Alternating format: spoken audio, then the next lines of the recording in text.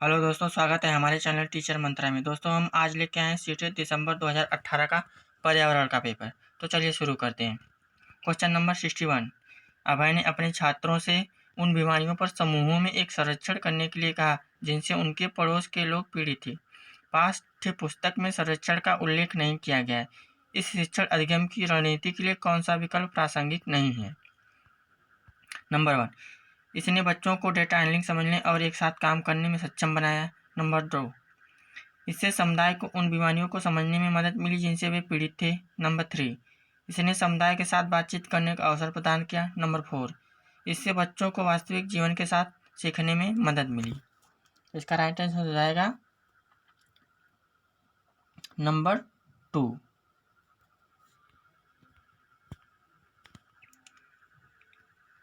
अगला क्वेश्चन 62। आपातकालीन परिस्थितियों के बारे में बात करने के लिए प्रिया ने बच्चों के अनुभव पूछे जब उन्हें कभी आपात स्थिति का सामना करना पड़ा। बच्चों ने आग, बिजली के झटके और सड़क दुर्घटनाओं के साथ अपने अनुभव सुनाए। उन्होंने प्रश्न पूछे, उनकी मौजूदा समझ का आकलन किया और समाचार पत्रों से सड़क सुरक्षा विज्ञापनों जैसे संसाधनों का उपयोग करके सुरक्षा पहलुओं पर चर्चा की और क्रमशः आग और बिजली के झटके पर सुरक्षा दिशा निर्देशों पर चर्चा के लिए एलपीजी और इलेक्ट्रिक बिल का इस्तेमाल किया। प्रिया द्वारा अपनाया गया सबसे उपयुक्त दृष्टिकोण कौन सा है? नंबर 1, अन्वेषण दृष्टिकोण। नंबर 2, मानवतावादी दृष्टिकोण। नंबर 3, संज्ञानात्मक दृष्टिकोण। नंबर 4, अनुभवात्मक अधिगम दृष्टिकोण। तो इसका राइट आंसर हो जाएगा नंबर 1, अन्वेषण दृष्टिकोण। Next question 63। समुदाय एक महत्वपूर्ण शिक्षण और अधिगम संसाधन है क्योंकि नंबर 1, यह वास्तविक परिस्थितियों में सीखने का अवसर प्रदान करता है। नंबर 2, कोई भी समुदाय में उपलब्ध समस्त ज्ञान को बिना आलोचना के स्वीकार कर सकता है। नंबर 3, यह सस्ता और सुलभ है। नंबर 4, बुजुर्ग लोग बुद्धिमान हैं और उनके पास समय है।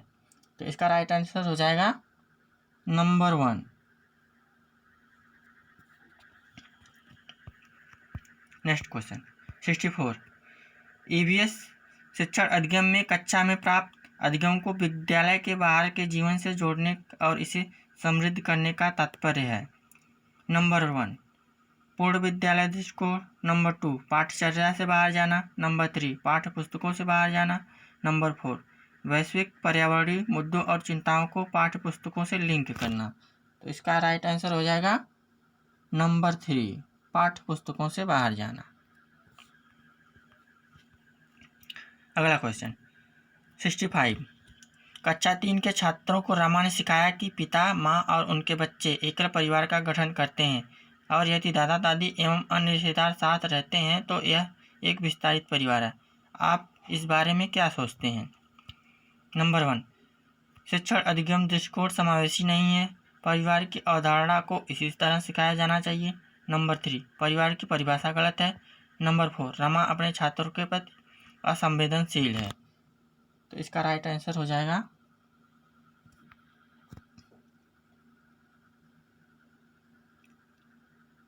नंबर 1, शिक्षण अधिगम दृष्टिकोण समावेशी नहीं है।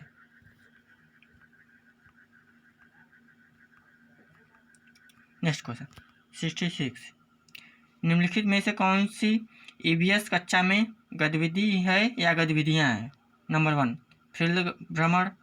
नंबर 2, श्यामपट्ट का उपयोग। नंबर 3, चित्र पढ़ना। नंबर 4, उपर्युक्त सभी। तो दोस्तों ईवीएस में ये सभी आ जाएगा। तो इसका राइट आंसर हो जाएगा नंबर 4, उपर्युक्त सभी। अगला क्वेश्चन 67। पर्यावरण अध्ययन पाठ्यक्रम बच्चों की समग्र शिक्षा का कारण बन सकता है यदि यह है। नंबर 1, समावेशी। नंबर 2, विषयगत। नंबर 3, एकीकृत। इसका राइट आंसर हो जाएगा नंबर 4, उपयुक्त सभी।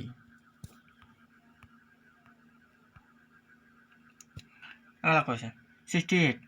ईवीएस पाठ्यपुस्तक में सफेरों पर एक अध्याय है। इसका उद्देश्य बच्चों को जागरूक करना और संवेदनशील बनाना है। नंबर 1, कि सपेरे सांपों को नुकसान नहीं पहुंचाएं और उन्हें अपनी आजीविका से वंचित करने से पहले विकल्पों को प्रदान करने की आवश्यकता है। नंबर 2 कि पशुपालन आजीविका का अच्छा स्रोत है। नंबर 3 यह एक अवैध कार्य है। नंबर 4 सपेरों के लिए, क्योंकि बच्चे इन दिनों अक्सर उन्हें नहीं देखते। तो इसका राइट आंसर हो जाएगा नंबर 1।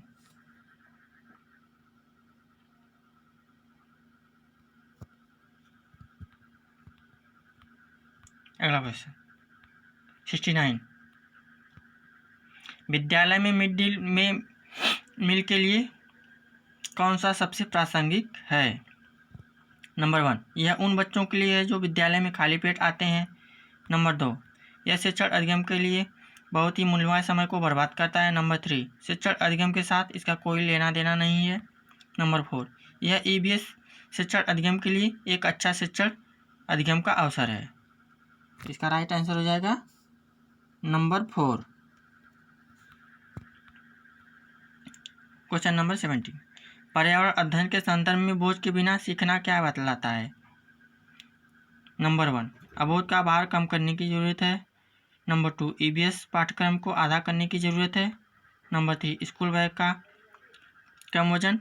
नंबर 4 EVS पाठ्यपुस्तकों के अध्यायों की कम संख्या। तो इसका राइट आंसर हो जाएगा नंबर 1 अबोध का भार कम करने की जरूरत है। अगला क्वेश्चन 71 EVS कक्षा में समूह में सीखने का क्या उद्देश्य है। नंबर 1 सहयोग के मूल्यों को लागू करने और एक साथ काम करने के लिए प्रत्येक बच्चे को सक्रिय रूप से भाग लेने और सीखने में सक्षम बनाना। नंबर 2 छात्रों को आसानी से प्रतिबंधित करना और वर्कलोड को कम करना। नंबर 3 लड़के और लड़कियां अलग अलग सीख सकते हैं।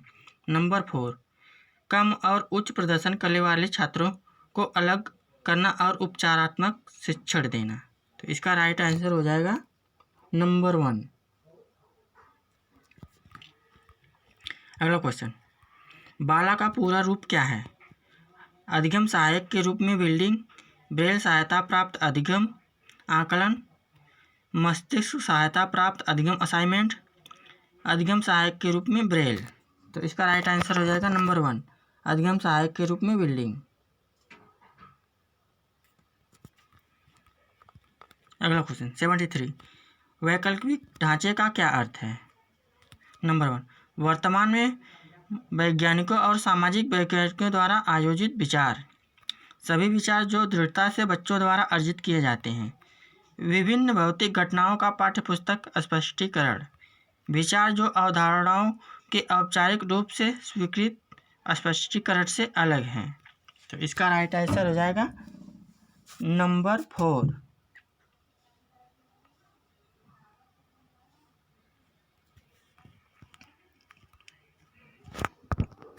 अगला क्वेश्चन महिलाएं पुरुषों की तुलना में कमजोर हैं, यह एक डैश है।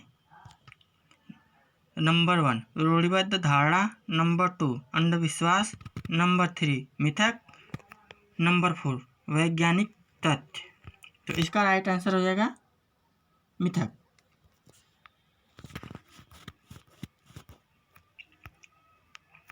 अगला क्वेश्चन भारत में बिहार के सापेक्ष जम्मू कश्मीर और गोवा की स्थिति क्या है।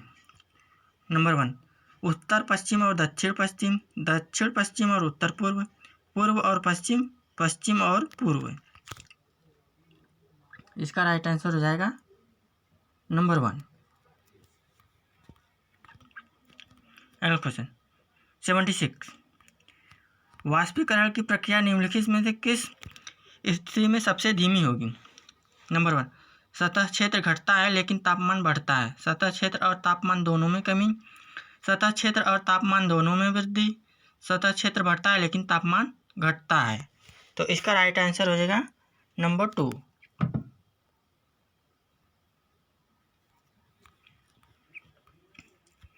अगला क्वेश्चन 77 स्थानों, दूरियों और दिशाओं की सापेक्ष स्थिति समझने की क्षमता है। नंबर 1 स्थितिक कौशल। नंबर 2 ग्राफिक कौशल। नंबर 3 दिशात्मक कौशल। नंबर 4 चित्रण कौशल। तो इसका राइट आंसर हो जाएगा नंबर 4।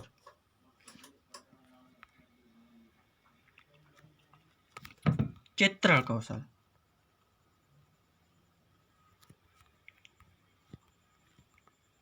अगला क्वेश्चन 78। किस राष्ट्रीय पाठ्यचर्या फ्रेमवर्क एनसीएफ ने प्राथमिक स्तर पर एक एकीकृत पाठ्यचर्या क्षेत्र के रूप में पढ़ाए जाने के लिए पर्यावरण अध्ययन की सिफारिश की? NCF 2000, NCF 1975, NCF 2005, NCF 1988। तो इसका राइट आंसर हो जाएगा एनसीएफ 1975, 1975। अगला क्वेश्चन 79। भारत में किस क्षेत्र में स्थानांतरित खेती करने का रिवाज है? नंबर 1 उत्तर पश्चिमी क्षेत्र, दक्षिण पूर्वी क्षेत्र, उत्तर पूर्वी क्षेत्र, दक्षिणी क्षेत्र। तो इसका राइट आंसर हो जाएगा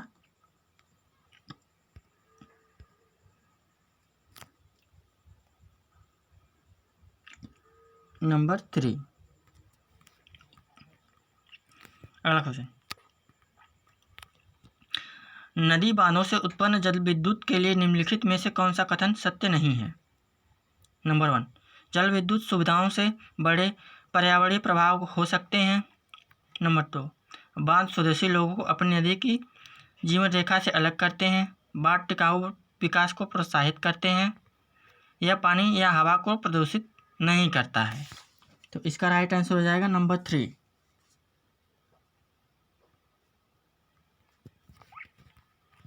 अगला क्वेश्चन 81। निम्नलिखित में से कौन सी ग्रीन हाउस गैसें हैं? नंबर 1 मीथेन, नंबर 2 जलवाष्प, नंबर 3 कार्बन डाइऑक्साइड, नंबर 4 उपर्युक्त सभी। तो इसका राइट आंसर हो जाएगा नंबर 4 उपर्युक्त सभी। 82। भारत में ठंडे रेगिस्तान मानसून से प्रभावित क्यों नहीं होते हैं? नंबर 1 ठंडे रेगिस्तानों में हवा बहुत पतली कम होती है। ठंडे रेगिस्तान बहुत ऊंचाई पर हैं। ठंडे रेगिस्तानों में गर्मियाँ और बेहद ठंड सर्दियाँ होती हैं। नंबर 4 ठंडे रेगिस्तान हिमालय की वृष्टि छाया में होते हैं। तो इसका राइट आंसर हो जाएगा नंबर 4।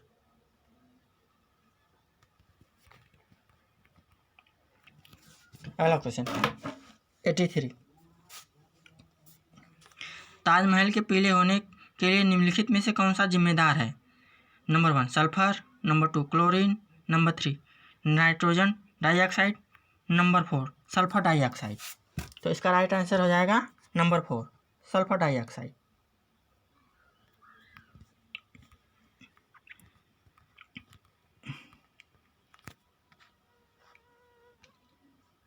अगला क्वेश्चन गोलकोंडा का किला किसने बनवाया? नंबर 1 कातकी राजवंश, नंबर 2 पल्लव राजवंश, नंबर 3 चोल राजवंश, नंबर 4 चालुक्य राजवंश। तो इसका राइट आंसर हो जाएगा कातकी राजवंश।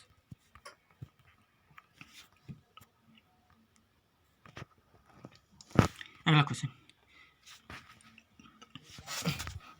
15 ग्राम प्रति एमएल घनत्व और 3 ग्राम प्रति एमएल आयतन वाले किसी वस्तु का द्रव्यमान क्या होगा? इसका राइट आंसर हो जाएगा 4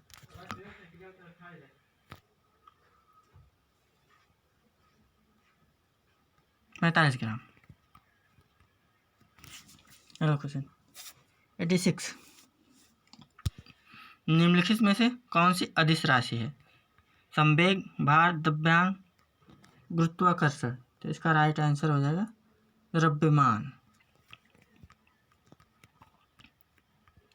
अगला क्वेश्चन एक ऐसी वस्तु जिसमें कोई प्रकाश किरण नहीं सकती कहलाती है? पारदर्शी, उत्तल अपारदर्शी, प्रभासी। इसका राइट आंसर हो जाएगा अपारदर्शी।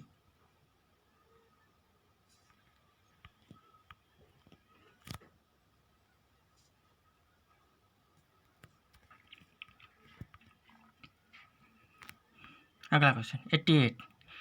पृथ्वी की सतह पर किसी वस्तु का भार तो ये क्वेश्चन इसका सभी आंसर हो गया था। तो एक क्वेश्चन हटा दिया गया था, सबको इसका नंबर दिया गया था। अगला क्वेश्चन 89। एक विलय का विघटन दर करता है सतह क्षेत्र, भार, दाब, तापमान। इसका राइट आंसर हो जाएगा नंबर 1 सतह क्षेत्र।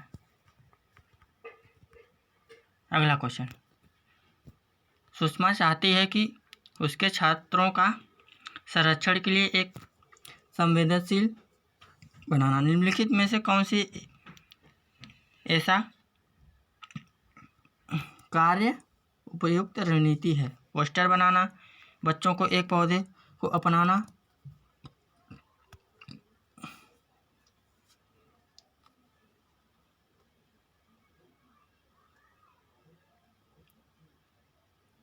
बच्चों को एक पौधे को अपनाना करने में मदद करना, कक्षा में बहस आयोजित करना, समूह चर्चा। तो इसका राइट आंसर हो जाए बच्चों को एक पौधा अपनाना।